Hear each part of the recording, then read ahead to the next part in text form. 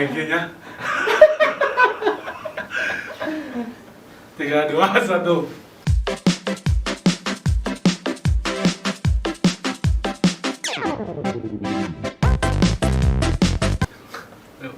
Assalamualaikum warahmatullahi wabarakatuh. Waalaikumsalam warahmatullahi wabarakatuh. Berikut adalah pengajian. Telah hadir Pak Ustadz Suhandi OB. Selamat datang di Megantropus Ngopi.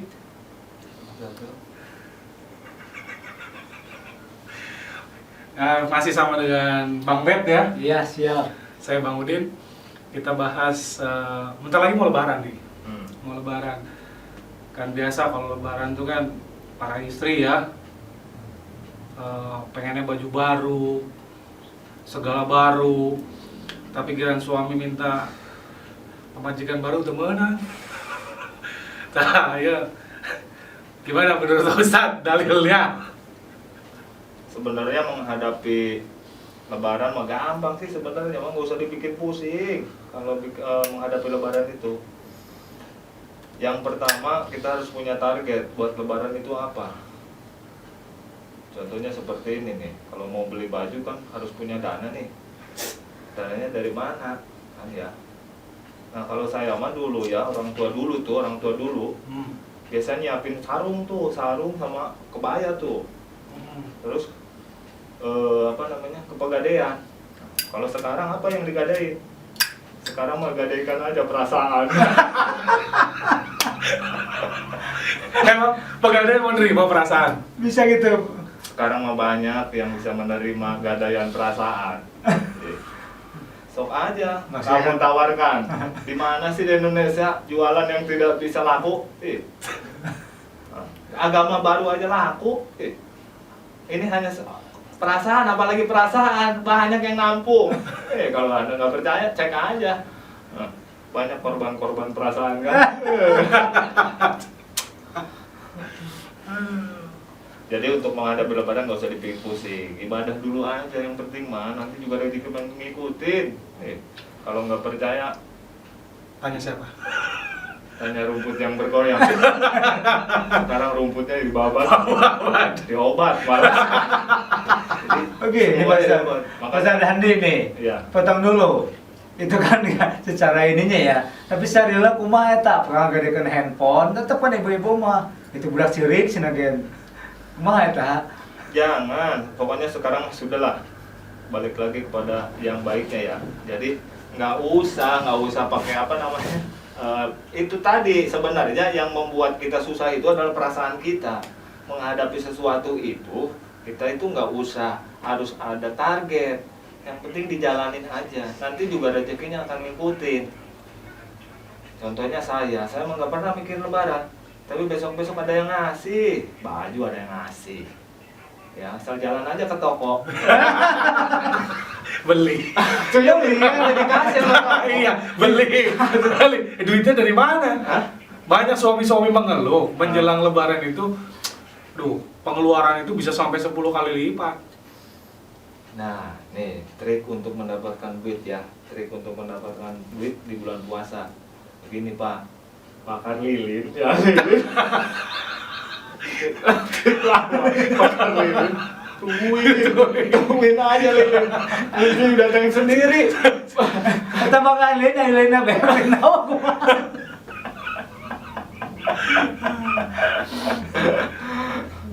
Jadi gini, kadang-kadang gini ya, kita ini sekarang udah pada pusing ke Lebaran. Tapi yang saya pikirkan kalau masalah duit mah ya kayak kita nyarilah dengan kerja, dengan jualan, dengan apa saja. Atau kalau mau kita bikin surat keterangan tidak mampu, nanti juga ada jalan fitrah tuh. Kita ajuin aja, nanti udah dapet duit. Itu kan bisa saja. Surat keterangan tidak mampu. Kalau punya kartu miskin, atau digadaikan saja itu, atau hubungi masjid-masjid terdekat. Soalnya nanti juga dapat. Saya juga bingung itu. Dari mana asalnya ya? Ada Lebaran itu beli pakaian segala macam, itu siapa sih yang ngeduluin pertama, itu siapa gitu. Jadi ribet sekarang nih. Pokoknya kerasa weh. Iya, jadi ribetnya yang sekarang, yang anak cucunya nih, yang sini buyut-buyutnya ini. Jadi harus Lebaran, harus beli baju baru, harus segala macam. Nih, zaman Nabi kayaknya nggak ada tuh, biasa-biasa aja nih. Bidahnya. Oh, beda nih urusannya nih. Balik lagi nih, tips triknya sebagai kepala keluarga dalam memanajemen menghadapi ya, khususnya menghadapi Lebaran, puasa, Lebaran, otomatis kan udah nggak bisa dibohongin pengeluarannya pasti 2 kali atau 3 kali lipat, bahkan bisa sampai 10 kali lipat. Apalagi harganya sedang naik sekarang. Harga naik, minyak tak Minyak naik. nggak ada, tak. kumaha eta? Aku nggak mau Ustaz. Begini, kalau saya kan triknya gini, punya istri itu kan jauh, punya kampung itu jauh di sini. Jadi kita kan suka pulang kampung. Jadi kadang-kadang saya nggak berpikiran beli minyak, beli daging, biasanya disediain mertua. Jadi kita numpang lebaran di mertua aja. Itu lebih enak, lebih nikmat. Ih, malu Pak Ustaz. Kalau begitu, mantu macam apa kan nanti bilang Justru gini, orang tua mah di mana-mana juga udah seneng dikunjungi oleh anak-anaknya, nggak bakalan dia merasa keberatan dan sebagainya. Pasti apapun yang dia tidak punya akan disediakan untuk anak-anaknya mah. Nah, kita harus mengambil momen seperti itu. Ini mah jangan segala disediain di rumah dimakan, enggak. Mendingan kita numpang lebaran aja di mertua, udah aman. Jadi nanti daging mertua udah beli, kita mau beli juga kan udah ada, nggak kemakan. Beli, atau nggak usah minyak segala macam, pokoknya makanan itu lengkap, aman. Makanya kalau punya istri yang punya kampung, jangan punya istri satu kampung. Iya. Kalau nggak percaya coba aja, coba Berarti tapi sendiri. akan timbul pepatah mengatakan perbanyaklah mertua gitu. Atau nah itu mah efek samping. Jadi efek samping untuk bagaimana kita mencari rezeki tempat lain. Jadi boleh saja, Boleh. nggak dilarang. Batasnya berapa? Pak. Ngomong-ngomong Pak Ustaz udah berapa nih? Oh, kalau saya kan suami setia. Setiap tikungan. Saya tidak kepikiran mau kawin lagi, apalagi nambah ini itu segala macam, nambah istri enggak. Pokoknya tetap istri itu cukup satu ya. Cuma terserah mau satu di sini, satu di mana, itu terserah. Tapi gini ya, pada prinsipnya jangan diniatkan untuk kawin lagi. Tapi kalau misalkan ada takdir kita untuk kawin lagi ya, bagaimana kalau namanya takdir? Nggak bisa dilawan Nggak ya? bisa dilawan. Yang jelas kita mah jangan macam-macam. Lihat kemampuan. Kalau memang kemampuannya satu ya satu aja. Ya, kalau jajan mah boleh. Pak Ustadz kembali nih untuk puasa kan masih nih 10 hari. Apa yang akan Pak Ustadz supaya ibadahnya tinggi tapi keperluan keluarga tercapai? Jadi kerja itu jangan lama-lama. Kerja itu cukup sampai dohor. Dari dohor sampai asar tidur. Dari asar sampai maghrib persiapan. Untuk berbuka. Nah, dari setelah taraweh kita itu udah tuh standby di masjid, di musola. Walaupun kita tidak ikut itu kan ngaji, paling tidak mendengarkan orang ngaji kan dapat pahala juga. Ini mah jangan punya rencana yang muluk-muluk. Mau ngaji misalkan dari jam 8 sampai subuh, mau wiridan nggak bakalan kuat. Ya mendingan lah begitu aja, niatkan saja gaul di masjid dari jam 8 misalkan setelah taraweh tuh nongkrong aja di masjid, ngerokok, ngopi, ngedengerin ya ngaji, udah gitu aja. Udah jangan Itikaf ya? Iya, itikafnya bari ngerokok kita mah, yang itikaf mau orang gitu, kita ngejaganya itikaf. Ibadah juga, Iya, bener. sama. Menemani orang itikaf. Iya kan, kalau misalnya ada maling kita yang jagain. Ya, ada maling HP dia ketiduran, HP-nya nggak boleh kan kita bisa amankan. Ngomong-ngomong udah beli baju lebaran belum buat istri dan anak? Oh, kalau saya mah dari awal sebelum puasa udah beli. Karena kalau menjelang puasa mahal. Jadi saya mah 6 bulan sebelumnya sudah beli saya mah. Jadi saya taruh di lantai aja. Jadi aman. Jadi bukan baju untuk lebaran. Pokoknya beli baju baru saya mah. Pada prinsipnya tidak ada baju buat lebaran, nggak ada. So bajunya kan dipakainya setelah lebaran biasanya. Beli kemeja misalkan ya. Bukan dipakai yang kan lebaran, mau nggak kepake aja baju koko baik. Nah setelah itu paling nanti setelah lebaran. Jadi prinsipnya tidak ada pakaian untuk lebaran, nggak ada. Yang baju koko doang, itu mah yang lama aja baju koko mah. Terus prinsipnya begini, baju lebaran baju itu kalau ada yang masih bagus nggak usah beli yang baru, nggak usah. Kalaupun beli yang baru, yang lama kasih orang. Karena menumpuk-numpuk baju di rumah itu akan diminta pertanggungjawabannya. Ada dalilnya? Ada dalilnya. Coba. Coba nanti baca aja. Dari sendiri, jangan kasih tahu aja. Kapan bisa dikasih terus mah. Iya. Ini mah kalau apa-apa minta dalil, dia baca nggak mau, udah tahu, kan lupa, mendingan baca sendiri. Kalau baca sendiri mah nyari sendiri itu pasti lama hafalnya, tahu terus. Iya benar, lama hafalnya. Cepat lupanya, cepat lupa. Ada ya. Ini mah sekarang orang puasa, mudah-mudahan pahala. Namun misalkan puasa hari pertama pahalanya segini, hari kedua puasanya pahalanya segini. Padahal nggak usah dipikirin, puasanya belum tentu diterima. Puasa mau puasa, ngomongin orang mah iya tiap hari. Itu ya kadang-kadang setelah terjadi ya. Iya, jelas itu mah banyak terjadi.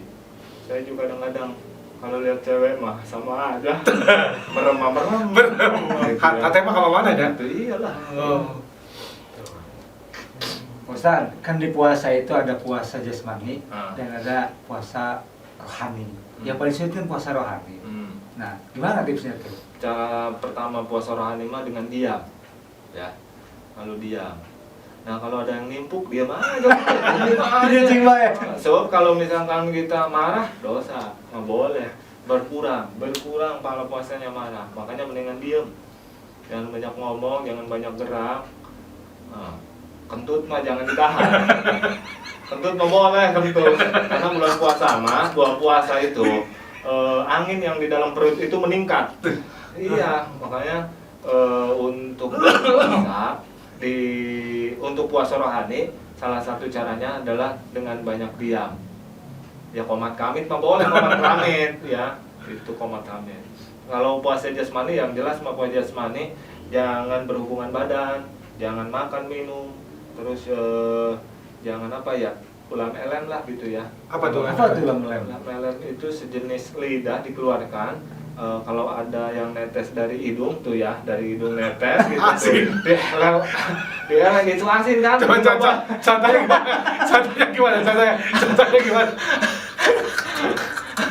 Tuh coba potresnya gimana tuh?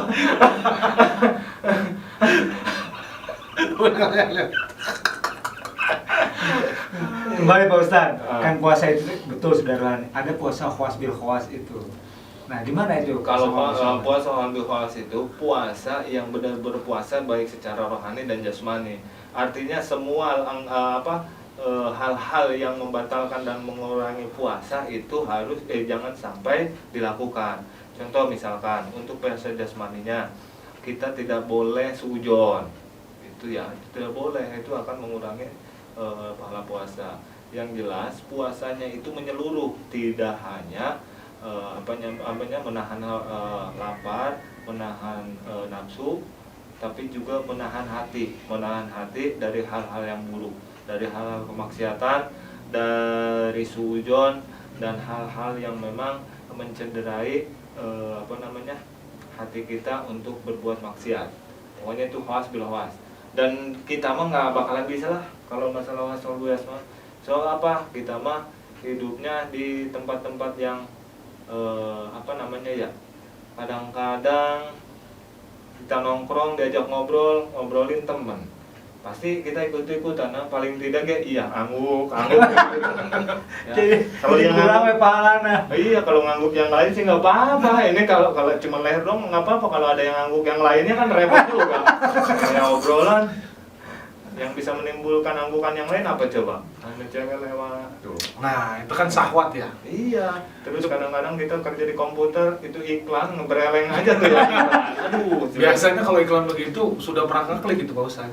Saya mah ngeklik mah enggak, kalau nggak sengaja nggak sengaja gitu, nggak sengaja keklik. Penasaran. Bukan nggak sengaja keklik aja gitu. Terus tonton. Atau nonton dulu sebentar. Kalau nggak ditonton kan kita nggak tahu. Mubadir ya. Ya bukan mubadir. Segala sesuatu itu kalau kita nggak tahu berarti kita nggak bisa bercerita. Jadi kita harus tahu dulu ini masuknya maksiat atau enggak. Gitu. Tahu dulu. Jadi kalau misalkan kita gambar begini-begini, padahal itu gambarnya ternyata obat untuk kesehatan atau apa kan, kita udah suudzon duluan. ini mah gambar obat kuat gitu kan. Balik lagi ya, itu hati ya. Atau iya dong.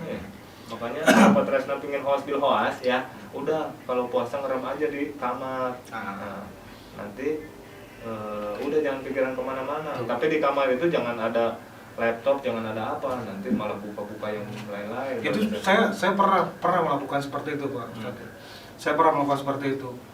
Jadi udah kalau puasa mah saya lebih baik di rumah, di kamar, diam aja gitu. Tuh. Tapi ternyata pas otomatis saya tidak masuk kerja kan? Kalau begitu. Itu salah juga kan berarti? Oh, kalau yang begitu mah begini, kan ada dua tadi. Harus banyak diam, harus banyak diem. Diam dan diam itu kan beda ya. Gimana sih? Kalau diam mah diam, mulutnya dia terkunci. Kalau diam mah tangannya juga cicing baik gitu, cicing. Jadi anggota tubuhnya juga nggak kemana-mana, diam. Tapi nanti kalau misalnya pimpinan atau teman nanya, gimana kabarnya? Masa diam? Atau dia juga udah tahu kabarnya kamu sedang puasa, nggak usah dijawab. Pertanyaan. Atau pertanyaan misal ditanya, halo gimana kabarnya? Atau kita diam aja pasti dia tahu. Oh, lagi puasa, nggak usah ditanya. Udah hal-hal semacamnya mereka juga mengerti lah. Kecuali ada urusan kerja ya, kan sesuatu itu juga harus cerdas kita menyikapinya dong. Tidak boleh Dalam ngomong itu. Sudah dalam ini ngomong. apa namanya ya? Jangan terlalu terpaku kepada sesuatu yang diamnya jangan diam-diaman gitu kan, nggak boleh juga diam-diaman. Contohnya gitu, sama istri diam-diaman kan pusing. Oh benar. Apalagi nggak pulang-pulang 2 minggu gitu ya, datang ke rumah di istri didiemin, wah mau baji. Jelas itu mah. Ibarat makanan sudah di Padahal kita depan. udah pakai sarung nih, udah pakai sarung ya. Udah sholat isya. Sholat isya, Anak-anak tidur. Ternyata, Tahun ini ternyata apa namanya mukananya dicuci.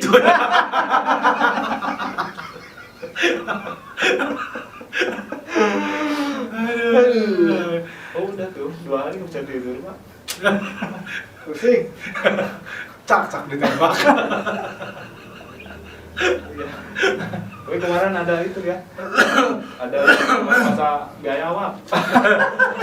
Kemarin, gimana itu ceritanya? Aduh nggak tahu saya juga ada di YouTube. Ada Kok bisa? ada di India ada apa? Bayi awak diperkosa, bagaimana merkosanya ya? Saya bingung, saya nembak bayi awak aja takut saya. Apalagi saya banyak sih. Ini diperkosa, udah diperkosa dimakan lagi dagingnya, aduh, paten. Itu beneran hoax itu. Aduh, ada-ada aja ya. Nah, hukum sahur nih Pak Ustaz. Hukum sahur. Itu masuknya sunnah, wajib atau gimana? Sahur mah masuknya sunnah muakkad. Sunnah makan. Iya dong. Jadi kalau dilakukan berarti dapat pahala. Dan ya namanya sunnah muakkad kan dianjurkan sekali. Mendekati wajib. Mendekati lah. Dan memang di bulan Ramadan itu termasuknya sunnah muakkad. Karena menjaga kesehatan juga sih pada intinya. Bahwasannya dalam berpuasa 1 bulan itu kan perlu energi yang banyak. Kecuali puasa sunnah. Kalau puasa sunnah kan misalkan besok enggak puasa, hari ini puasa, besok kan enggak puasa. Jadi bisa mengatur makanan yang masuk dan keluar. Tapi kalau puasa kan pasti di siang hari itu kita tidak makan. Kalau kita tidak sahur itu nanti efeknya kemana-mana ya. Nanti ibadah-ibadah yang lain jadi malas. Tahu sendiri kalau betul ngerebek pak urusan perut mah beda. Bisa ngerebek berapa mau sholat kentut aja terus gagal kan mau sholat kayak. Nah, terus tadi apa namanya? Sahur. Nah, yang dianjurkan oleh Nabi buka puasa itu kalau yang biasanya ya orang-orang kita kan buka puasa itu kan segala kahayangnya, segala mau lah. Mau ini, mau itu, dan lain-lain. Nah, sunnahnya Nabi itu seperti apa? Kalau sunnah Nabi mah karena di sana itu makanan pokoknya kurma, biasanya makan kurma itu dengan kurma yang ganjil lah minimal setidaknya tiga butir. tiga butir dengan air. Nah kalau di kita mah gini aja, karena kurma itu juga sekarang udah mahal ya, kita minum air hangat saja, air hangat dengan getuk ya, getuk tuh, itu kelindri kalau di sini loh ya, itu enak itu, kelindri itu juga bisa menggantikan karbohidrat tuh getuk kelindri, makanan tradisional Dari ubi ya? Dari ubi, makanya saya mah kalau mau buka puasa suka nyari getuk. Getuk itu kan terbuat dari apa namanya ubi ya, ubi jalan. Itu sangat bagus untuk kesehatan. Nah kalau itu ya tetap sih banyak yang makan yang manis-manis. Tapi jangan merasa diri kita manis. Maju bay. Kebanyakan orang udah kebanyakan manis, jadi makan yang manis-manis nggak mau. Pagi-pagi lulus ya nanti. Kalau udah lulus kan kemana-mana juga kan. Tidak bisa membahagiakan orang lain kalau misalnya lulus.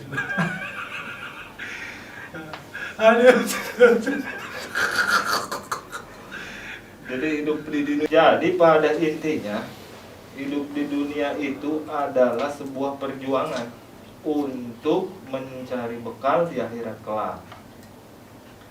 Jadi jangan kita mencari harta, mendingan mencari pahala. Nah, pahala itu seperti ini. Apabila kita ada yang minta-minta kepada kita, segera kasih. Jangan menolak orang yang minta-minta, siapapun dia. Kenapa? Karena kalau misalkan kita tidak kasih, terus ada yang ngasih orang lain, berarti pahala kita sudah ada yang nyuri tuh orang lain. Makanya sebelum dicuri orang lain, pahalanya kita kasih duluan, jadi pahalanya kita ambil. Jadi sebenarnya Allah itu memberikan jalan pahala kepada kita tanpa kita sadari. Nah, dengan datangnya yang minta-minta, kita kasih duit, itu kan jadi sumber pahala. Ini kebanyakan ada yang minta-minta ditolak, cerai kanan, geranyangan, terus suujon segala macam. Nah ini kebenaran nih Pak Ustadz nih. Saya nggak punya uang nih, kan mau pulang saya. Tadi sesuai dengan apa yang Pak Ustadz sampaikan kepada kami ya. Jadi bisa nggak kira-kira nih Pak Ustadz? Nah, begini. Jadi sebagai manusia itu tidak boleh minta. Tuh. Tidak boleh.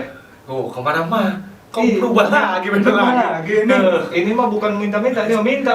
Kalau minta-minta dengan minta itu beda. Oh, beda. Kalau minta-minta itu orang yang minta-minta. Jadi memang dia mah tidak punya apa-apa di rumahnya. Kan saya nggak punya ongkos Pak Ustadz. Kalau orang yang minta, kalau model gini mah minta, ini mah nges bohong ya, orang bohong. Kalau minta itu bohong. Nah kalau orang itu harus dikasih tahu dulu. Orang kalau yang seperti ngobrol begini, kita ngobrol nih, dia mah bukan minta-minta, jadi minta, kasih tahu. Jadi orang itu tidak boleh minta, kalau dikasih terima, tapi diminta mah jangan, gitu ya. Kecuali kalau mau Anda jadi minta-minta, kalau minta-minta itu sambil jalan ke rumah-rumah, jangan ke Ustadz minta mah. Kemana? Atau ke rumah yang lain. Kalau berarti ke Ustadz nggak boleh. Iya. Tuh ya. Itu kali. Ya aduh. Atau iya, jadi kita lihat dulu bahasanya nih ya, bahasanya dengan minta-minta. Orang minta itu sebenarnya dia gak punya, cuman pengen lebih, itu orang minta. Tapi kalau orang minta-minta, dia memang tidak punya, ya. Dia apa namanya, istilahnya tidak punya untuk misalkan mau minta-minta karena dia tidak punya makan di rumah, anak-anaknya nangis, dia tidak punya makanan, dan minta-minta. Biasanya orang yang begini mah minjem biasanya bahasanya minta. Minjem tapi lupa bayar. Nah, minjem itu nggak jauh beda yang begitu tuh. Makanya, jadi pada intinya memang kita tidak boleh menolak yang minta-minta, tapi kita tidak boleh minta gitu. Kita usaha dulu saja, usaha itu apalagi badan segar badan sehat. Kalau kita melihat orang yang minta ya kasih, tapi kalau kita minta itu jangan. Itu tidak larang juga kalau minta, berarti kita tidak punya kemampuan untuk hidup. Bagaimana kita menjadi orang yang baik, jadi orang yang soleh, jadi orang yang sabar kalau hidupnya cuma minta. Gitu. Betul. Ini masalah kamu aja. Saya kasih tahu. Kembali nih Pak Ustadz, untuk menjaga tips kerja, kan katanya juga harus olahraga, apalagi usia di atas 40 tahun. Kemudian makan juga harus dijaga. Gimana tuh Pak Ustadz? Bapak suka olahraga malam?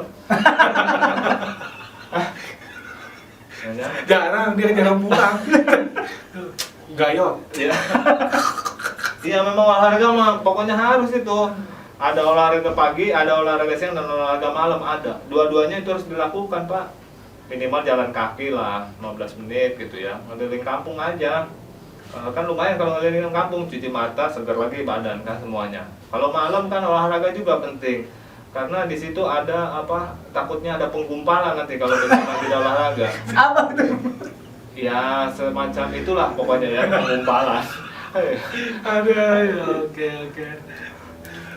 Ini ada, saya minta tips dan trik Pak Ustadz ya, dalam hal menghadapi puasa nih, yang bagus bagaimana, terus sedekah yang gampang, amalan yang gampang ya dalam bulan Ramadan itu seperti apa?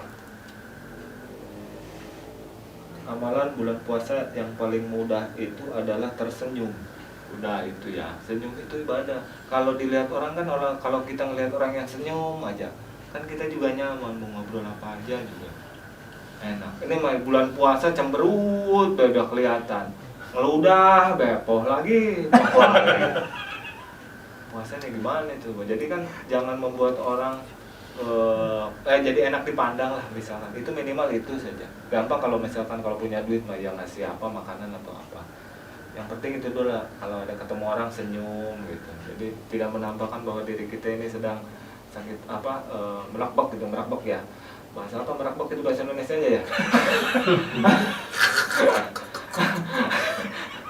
Ya, jadi perut keroncongan ya. Jadi kalau keroncongan kan kalau di perut mah nggak enak, kalau musik keroncong sih enak, kalau perut mah nggak enak keroncongan ya. Ya, terus yang kedua, sholat jangan ditinggalkan lah, minimal bulan puasa mah tuh sholat full gitu ya, 5 waktu sehari. Ini mah jangan sampai bulan puasa ongkoh, puasa henteu, sholat henteu, ngomong lebaran selamat Idul Fitri, mohon maaf lahir batin. Lebaran mah hayang, geus ngitung bae 10 hari lagi, 5 hari lagi, puasa mah henteu ya. Ya. Oke lah kalau gitu. Terima kasih atas kehadiran Pak Ustadz Ya, ya. jadi begini pada intinya, Gimana? hiduplah bermanfaat bagi orang lain. Iya, betul. Ya, jadi kalau misalkan ada orang lain yang mau dimanfaatkan, ya kasih aja ya, kita gitu, Pak, saya ingin bermanfaat bagi orang lain. Ya, nanti kamu dimanfaatkan kan? Nah, gitu aja udah. Itu tipsnya lah. Ada lagi? Sebelum saya tutup, Udah nggak? barangkali masih mau ngomong. Nanti ada bukaan lagi kan? Oh ya, Ada oke. bukaan lagi. Oke, terima kasih Pak Ustadz ya udah hadir. Nanti ada session lagi ya. Oke, Ada siap. session lagi. Terima kasih kehadirannya di Megantropus Ngopi. Mudah-mudahan obrolan kita ini nggak ada berkahnya ya. Mudah-mudahan nggak ada berkahnya. Sekali lagi buat teman-teman ini mohon diikat mukanya dulu Pak Ustadz. Barangkali ketemu di jalan, terserah mau diapain. Terserah mau diapain. Baik, sampai jumpa lagi di episode yang berikutnya. Wassalamualaikum warahmatullahi wabarakatuh. Waalaikumsalam. Waalaikumsalam warahmatullahi wabarakatuh. Session 2.